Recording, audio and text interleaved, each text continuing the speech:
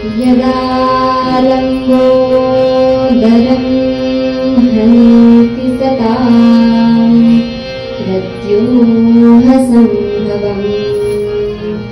तदालम्बे दयालम्बम् लम्बोदरपदाम्बुजम् शारदा शारदाम्बोजवदना वदनाम्बुजे सर्वदा सर्वदास्माकं सन्निधिं सन्निधिं प्रियात् नमस्तस्मै भगवते नारदाय महात्मने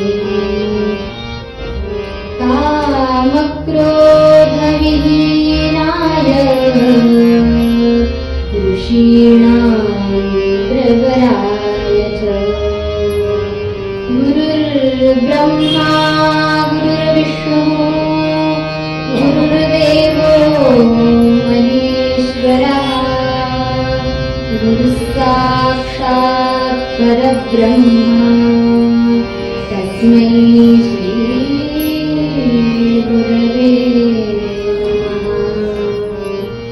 ब्रह्मानन्दं परमसुखदं केवलं ज्ञानमूर्तिं द्वन्द्वातीतं गगनसदृशं तत्त्वमस्यादिलक्ष्यम् एकन्नित्यं विमलमचलं सर्वधी साक्षिभूतं भावातीतं त्रिगुणरहितं सद्गुरुं तन्नमामि।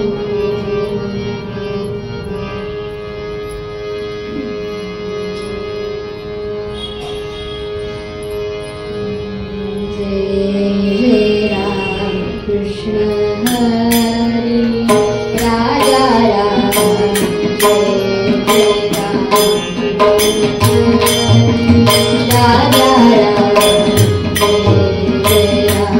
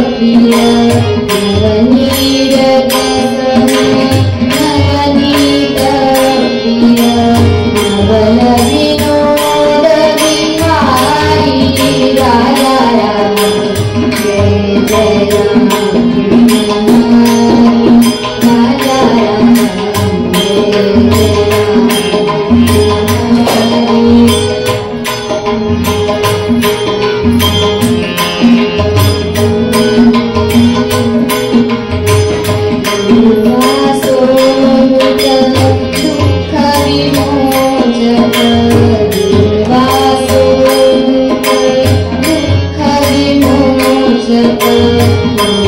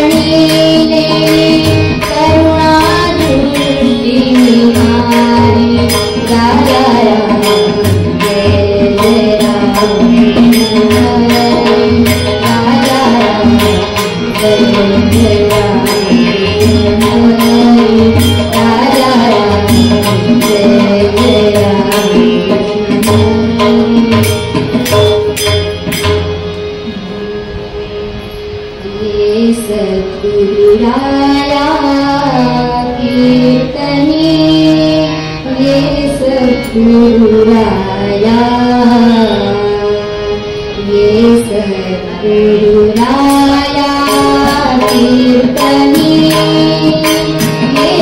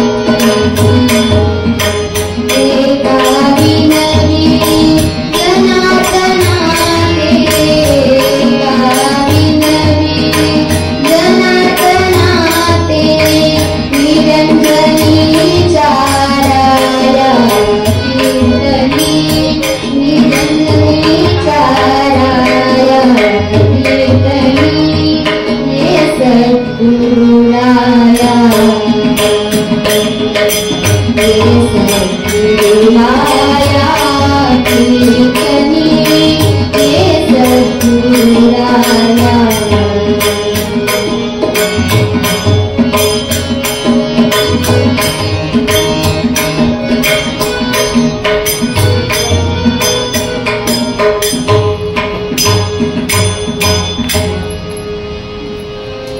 रघुपति राघव राजा राम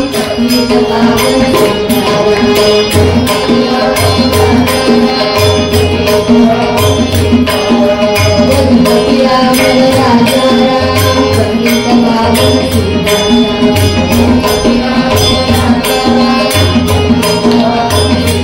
रघुपति राघव राजा राम पंडित पावन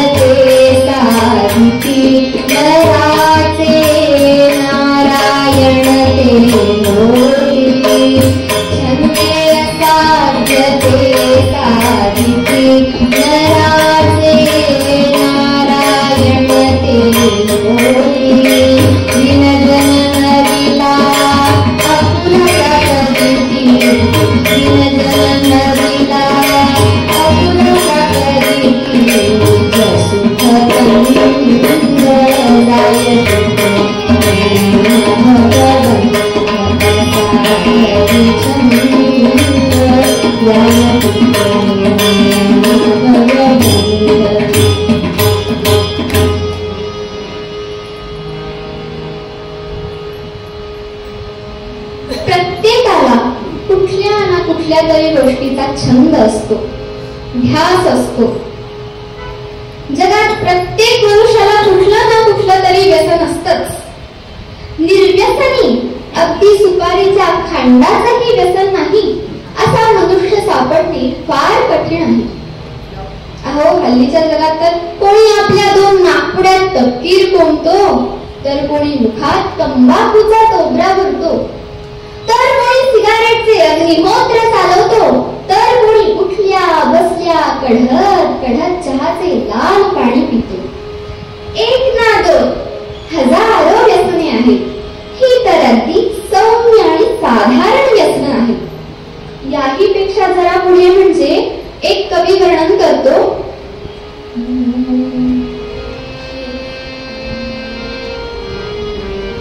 भांगेचा नित्य घोटा घट घट करीतो, पार एक एक लोटा, कोरा बाळास तोटा, धडन चपुरते वस्त्र अन्नास पोटा, बापाचा राग मोठा जननीवरी उठे, नित्य घेऊन सोटा, ऐसा खोड्याळ मोठा, हर हर विधिने निर्मिला काय गोटा.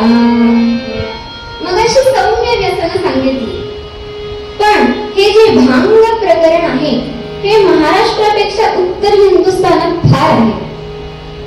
शंकराला भांगेचा नैवेद्य दाखवतात, भांग वाहतात. अहो, असं म्हणतात की भांग पिण्यास शिकल्याखेरीज त्याला म्हणे शंकराचा भक्तच होता येत नाही. भांगेत तांब्याचा पैसा उगाळून ती खाली वर केली जाते आणि ती जितक्या उंचावरून ओतली जाते तितकी तिची तार अधिक चढते असे म्हणतात. आणि रोज एक शेराचा लोट्यात घुसल्याखेरीज बरंच वाटणार नाही. काय व्यसन आहे हो? इतर दुसरी व्यसनं सापडत नाहीत का लोकांना? वाईट व्यसनांच्या अधीन किती जातो मनुष्य.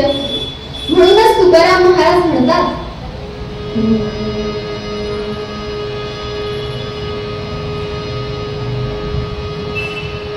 गंध उगाळता कष्टी आवडीने भांग घोटी, देवपूजेचा कंटाळा हाती सोंगट्यांच्या चाळा. अहो, देवपूजेकरिता चंदनाचा गंध उगाळण्यास सांगितलं तर केवढा कंटाळा. वचकभर हळदच पिंजरच हाणेवर घालून ठेवतो, पण भांग घोटायची असेल तर मात्र कंटाळा नाही. देवपूजेची तर गोष्टच विचारू नका. हल्लीच्या काळी देव कोणाच्या घरी दिसतच नाही. एखाद्याच्या घरी असलेच तर बिचारे निर्वासितांसाठी एका कोंबड्यात पटलेले असतात.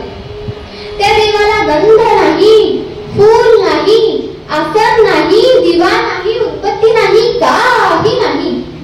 पूजा केलीच तर ती शास्त्रार्थाची पूजा. आता शास्त्रार्थाची पूजा म्हणजे काय? तर सगळ्या उपचारांसाठी अक्षताच व्हायच्या. म्हणजे कसं? गंधार्थे अक्षतान् समर्पयामि, वस्त्रार्थे अक्षतान् समर्पयामि, आसनार्थे अक्षतान् समर्पयामि, दीपार्थे अक्षतान् समर्पयामि, नैवेद्यार्थे अक्षतान् समर्पयामि, सर्वार्थे अक्षतान् समर्पयामि. अशी पूजा करून पानावर बसतो आणि बायकोला म्हणतो, वाढा लवकर, ऑफिसची वेळ झाली. बायको पण मोठी हुशार. घरात जे काही धार्मिक कार्यक्रम होतात ना, ते बायकांमुळेच होतात. पुरुष त्याच्या नादी लागत नाही. बायकोनी ही त्याची सगळी शास्त्रार्थाची पूजा बघितलेली असते आणि बायको त्याच्या पुढे पान वाढते आणि ताटात एक शेरभर तांदूळ वाढते. हा म्हणे, हे काय? ती म्हणे, भोजनार्थे अक्षतान् समर्पयामि. सारांश, जे करायला पाहिजे ते न करता मनुष्य व्यसनाच्या अधीन जाऊन नको ते करतो. अहो, मनुष्य व्यसनाच्या अधीन किती जातो पहा. गडकऱ्यांचा एकच प्याला ह्या नाटकावरून बोध घेण्यासारखा आहे. दारूच्या व्यसनापायी कित्येक गरीब घराणे धुळीला मिळाले. गरभर श्रीमंत सुद्धा भुके कंगाल झाले. सरकारने मध्ये दारूबंदी केली तरी लोक दारू प्यायचे ते पितातच. अहो, व्यसनानं कुणाचंही चांगलं होत नाही हे सगळ्यांना कळत असलं तरीही लोक व्यसनाधीन होतातच. एक सुभाषित काय वर्णन करतो, सत्यं जन विरोधाय असत्यं चित्तरंजनम्, स्थले विक्रीयते मद्यं दधि दुग्धं गृहे गृहे. दुधाला पूर्ण अन्न मानते. सगळ्या प्रकारची जीवनसत्व एका दुधात आहेत. पण असं असलं तरी मनुष्य व्यसनापायी वारेमाप पैसा खर्च करेल, पण दुधाकरिता पैसा खर्च करणार नाही. अहो, मद्य घरोघरी दाराशी विकायला येत नसून लोक त्या ठिकाणावर जाऊन विकत घेतील, पण दूध घरोघरी दाराशी विकायला येत असून शहराच्या ठिकाणी जरा कमी बघायला मिळतं, पण खेडेगावात अजूनही घरोघरी दाराशीच विकायला येतं दूध. आणि हे दूध घरोघरी दाराशी विकायला येत असून सुद्धा कोणी घेणार नाही. यक्ष प्रश्न मालिकेमध्ये धर्माला पण प्रश्न विचारलाय. काय विचारलाय तर, किमाश्चर्यम्, या जगात आश्चर्यकारक नवलकारक गोष्ट कोणती आहे? तेव्हा धर्म उत्तर देताना म्हणतो,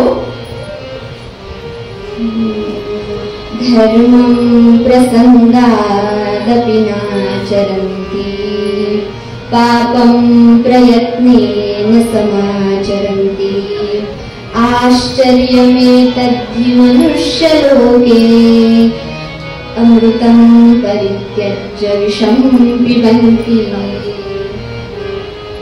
माणूस चांगल्या कर्माचा प्रसंग असताना, सत्कर्मांचा प्रसंग असताना सत्कर्म करीत नाही, पण पाप कर्माचा प्रसंग नसताना सुद्धा आग्रहाने अट्टाहासाने पाप कर्म करतो. हे आश्चर्य या जगात आहे. अहो, अमृत सोडून हुशार विष पितात, ह्याला काय म्हणावं? जुगारीनं तर हजारो कुटुंब देशोधडीला लागले, गर्भ श्रीमंत ही भुके कंगाल झाले. पण असं जरी असलं तरीही हा धंदा राजरोसपणे सर्वत्र चालू आहे. अहो, या जुगारीमध्ये काय असतं? सकाळी मनुष्य हसत हसत जातो, जुगारात हारला की रडत रडत घरी येतो. कधी नाही तर एखादा दिवस त्याचा नंबर लागायचा. स्पर्धा, कोडी यांनी तर जुगारीचं हे व्यसन पांढरपेशा वर्गाच्या चुलीपर्यंत गेले. अहो, जो उठला तो कोडं सोडवतो.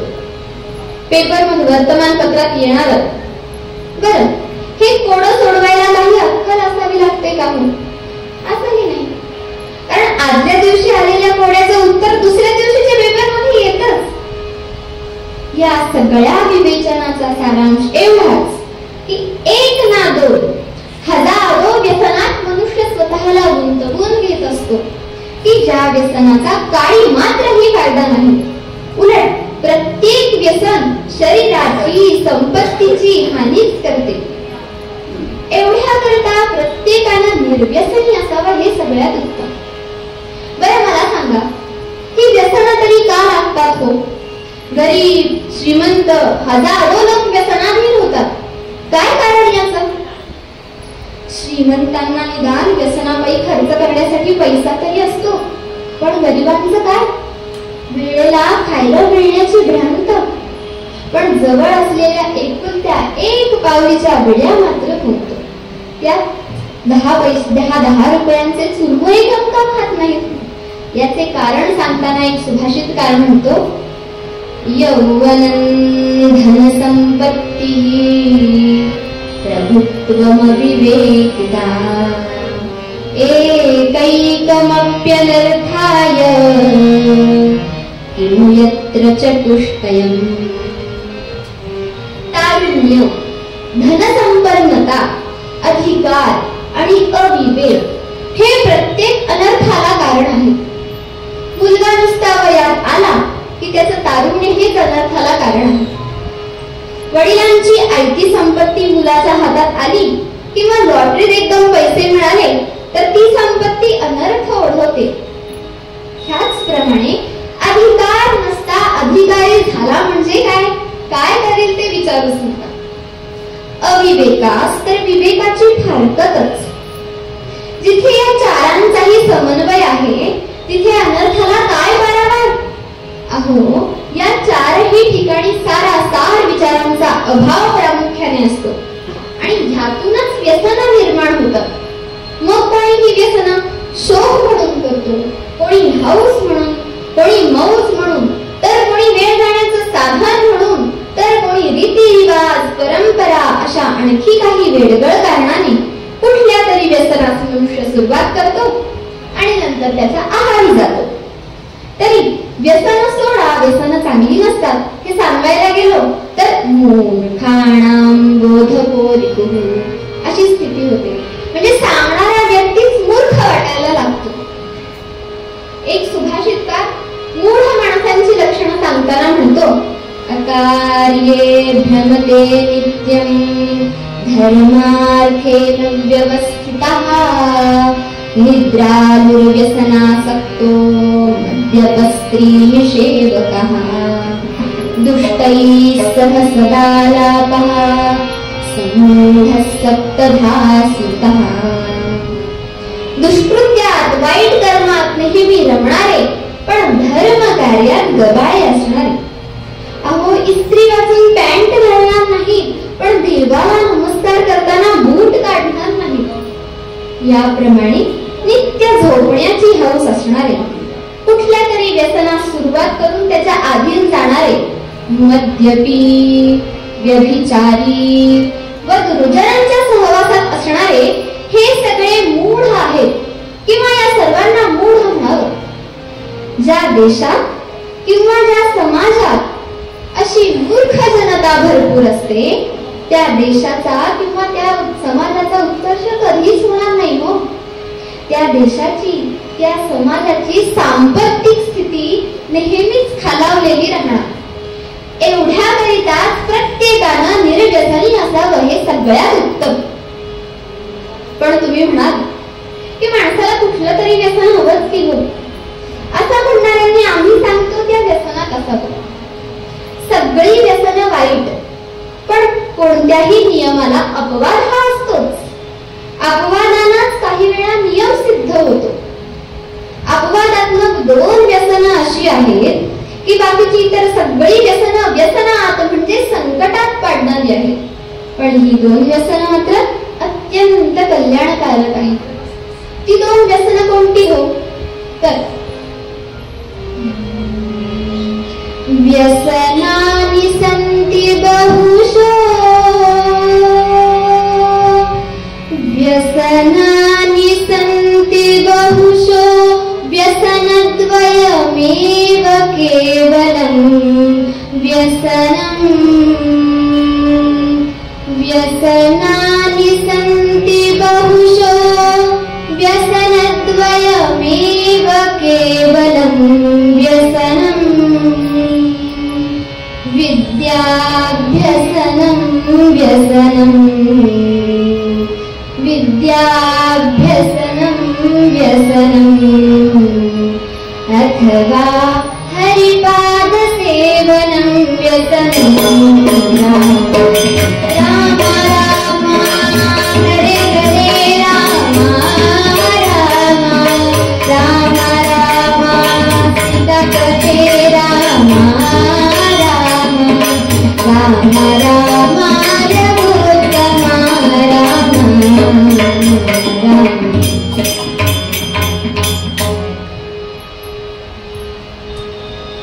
जगात पुष्कळ व्यसनं आहेत, पण ती अपायकारक. तर ही 2 व्यसनं अत्यंत कल्याणकारक आहेत. ही 2 व्यसनं कोणती? तर त्यातलं पहिलं व्यसन म्हणजे विद्याभ्यसनं व्यसनम. विद्याभ्यासाचं व्यसन हे सगळ्यात उत्तम. आणि दुसरं कुठलं? भगवत भक्ती. ही 2 व्यसनं माणसाला अवश्य असावीत. बाकी इतर व्यसनं नको, पण ही 2 व्यसनं, या 2 व्यसनांची सवय मात्र माणसाने स्वतःला अवश्य लावून घ्यावी. असं म्हणतात, विद्या नसे ज्या पुरुषास काही, विचार नीती तिळ मात्र नाही. तया नरा काय अहो म्हणावे, पशुमध्ये सत्यतया गणावे. विद्वान सर्वत्र पूज्यते. विद्वानांची सगळ्या ठिकाणी पूजा होते. मग ज्याच्याकडे विद्या नाही त्याला मनुष्य असून प्राण्याप्रमाणेच त्याच्याशी मनुष्य असून प्राण्याप्रमाणेच वर्तन करावं. कारण विद्याच नाही तर तुमच्या जीवनाचा उपयोग काय? म्हणून विद्या असणं महत्वाचं आहे. विद्या व्यासंगांनी जगावर केवढे उपकार केलेत बघा. अहो, एका विद्या व्यासंगानं आधुनाच्या पाण्यावरील झाकण हलू लागलेलं पाहूनच वाफेचं इंजिन शोधून काढलं. आणि त्याचमुळं 24 तासात 700-800 किलोमीटरचा प्रवास आज आपण पोटातलं पाणीही न हलका करत आहोत. याचप्रमाणे हवेतील प्रवास, विजेचे सर्व उपयोग, पाण्यातील प्रवास हे सगळे विद्याभ्यासकांनीच केलेले आहेत. म्हणूनच व्यसन असावे तर विद्येचे. सिनेमा पाहण्याचे नसावे बरं का. वडिलांना वाटते मुलगा शाळेत गेला, पण मुलाचं पाटीदप्तर असतं फक्त शाळेत आणि मुलगा मात्र सिनेमाच्या थिएटरात. म्हणून व्यसन असावे तर विद्येचं. एक सुभाषितकार विद्येचं महत्व सांगताना वर्णन करतो.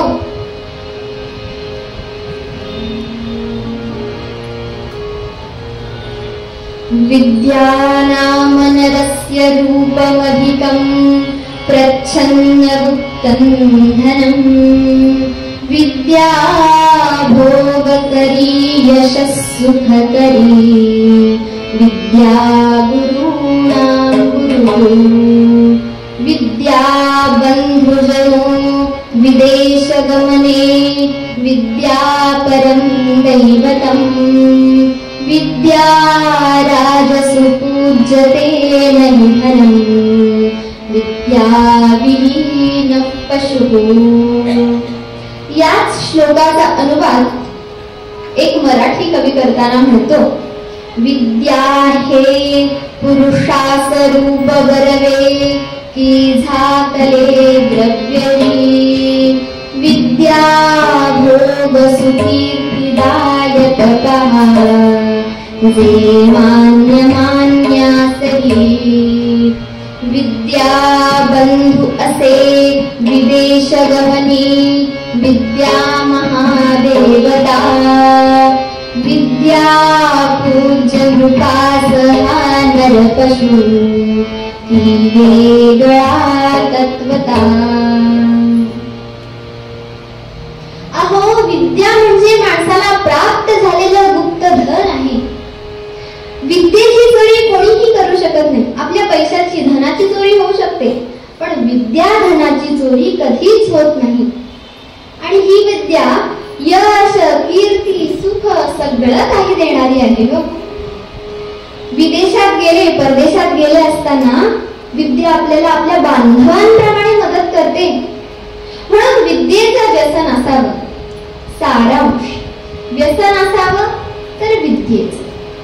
मग या सगळ्या विद्येत परमेश्वर स्वरूपाचं यथार्थ ज्ञान संपादन करणं ही अध्यात्म विद्या सगळ्या विद्येहून श्रेष्ठ अशी आहे.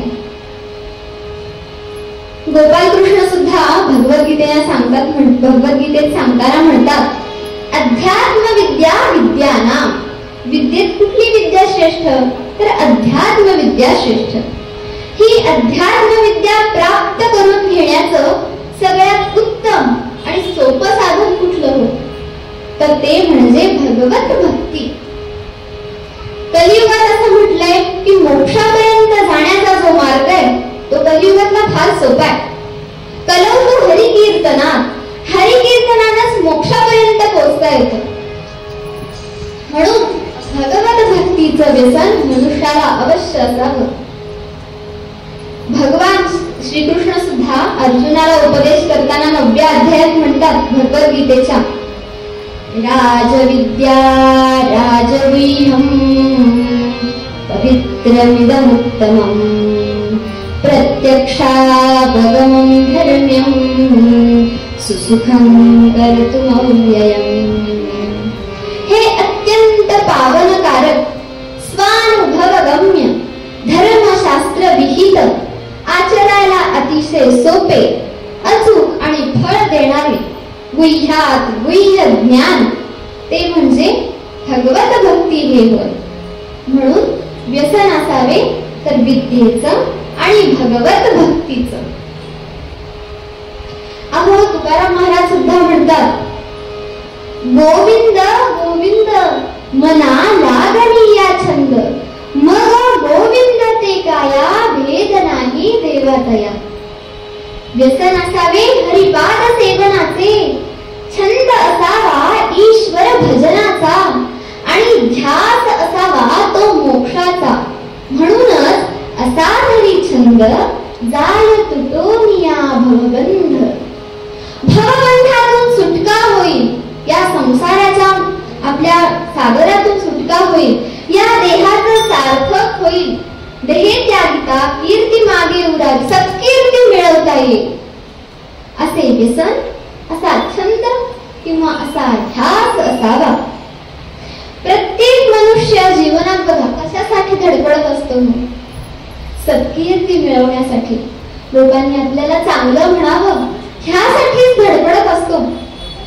मग तुम्ही इथे येऊन सत्कर्म केली, मनुष्य देह मिळाला नाहीसे, या मनुष्य देहात येऊन काही चांगलं काम केलं तर ती सत्कीर्ती आपल्याला मिळेल. म्हणून छंद असावा तो मोक्षाचा, की ज्या योगे आपल्याला सत्कीर्ती मिळून संसाराच्या पैल पार जाता येईल आणि भगवंताच्या चरणी लीन होता येईल. अहो, या ठिकाणी 4 दिवस राहायचंय तर रामाचं गुलाम होऊन राहणं यातच मला आनंद आहे. मनुष्याचं आयुष्य असतंच किती हो, 100 वर्षांचं आयुष्य. प्रत्येक प्राणी मात्रांचं आयुष्य ठरलंय तसं मनुष्याचं आहे 100 वर्षांचं. अलीकडे ही वर्ष गणना अजूनच अलीकडे आली, ती म्हणजे 80-70 एवढेच माणसाचं आयुष्य राहिले. मग इथं 4 दिवस येऊन आपल्याला राहायचंय तर ते रामाचे गुलाम होऊन राहणे यातच मला आनंद आहे. रामाचे गुलाम होऊन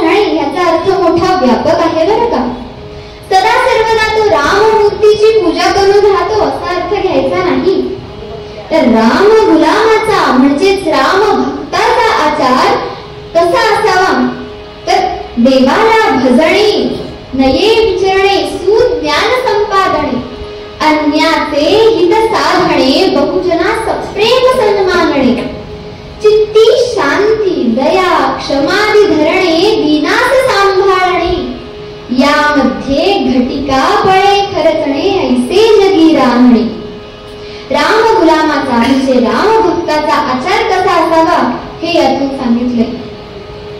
चांगल्या लोकांशी संपर्क करणे, सज्जनांची संगती करणे, मनामध्ये चित्ती शांती, दया, क्षमा असणं हा राम गुलामाचा आचार आहे. आणि असं वागलो तर आपोआपच या समाजाचा आणि राष्ट्राचा हित होणार आहे. सगळे संत कसे वागलेत हो, असेच तर वागलेत.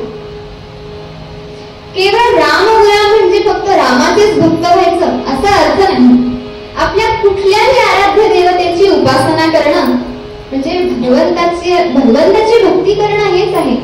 सगळे देव एकच. सारांश, राम गुलामाचा म्हणजेच राम भक्ताचा आचार कसा असावा हे मगाशी सांगितलं. ज्याचा वेळ तत्वचिंतनात जातो तो अहमन्यतेने कुणाशीच वादविवाद करणार नाही, म्हणजेच भांडणार नाही. जगाची उत्पत्ती करणारा परमेश्वर त्याच्याच विषयीचा विचार करून त्याच्या विषयीच बोलणारा तो धन्य होय. श्रीमद आद्य शंकराचार्य सुद्धा चर्पटकंजरिका स्तोत्रात लिहितात. ते म्हणतात, मनुष्याच्या आयुष्याचं वर्णन करताना पण ते सांगतात. बालपणी काय असतं, लहानपण म्हणून खेळण्यात मनुष्याचं जीवन जातं. तारुण्यात तरुणी लागतं, त्यामुळे त्यात जीवन जातं.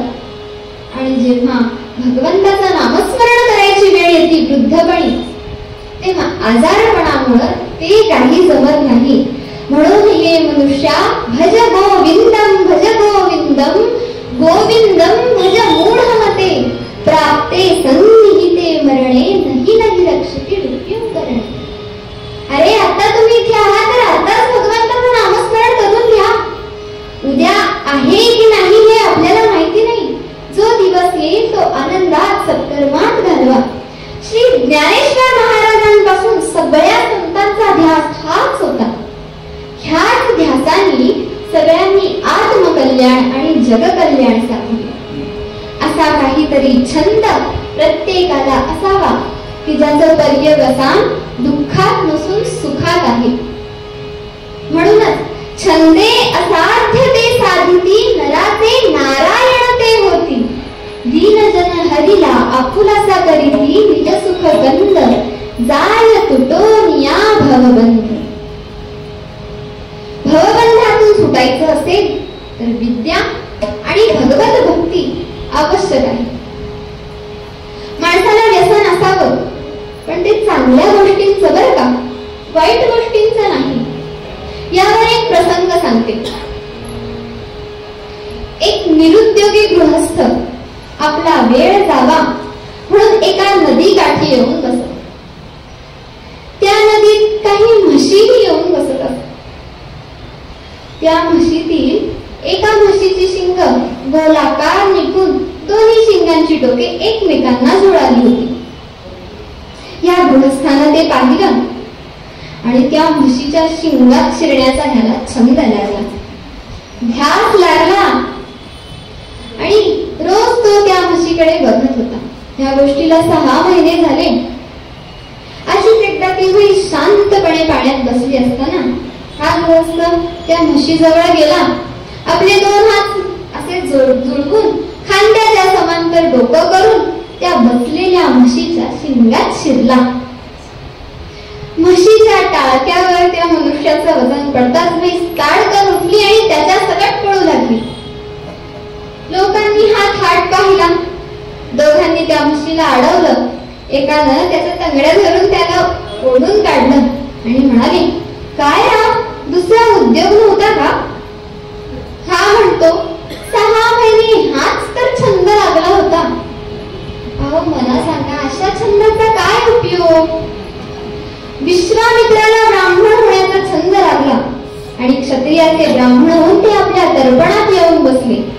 याप्रमाणे सद्गुणांचा छंद लागून दुर्गुणांचा जर त्याग केला तर भाग्यश्री काही लांब नाही. म्हणूनच प्रथम पद्यात हेच सांगण्यासाठी म्हणतात, साधरी छंद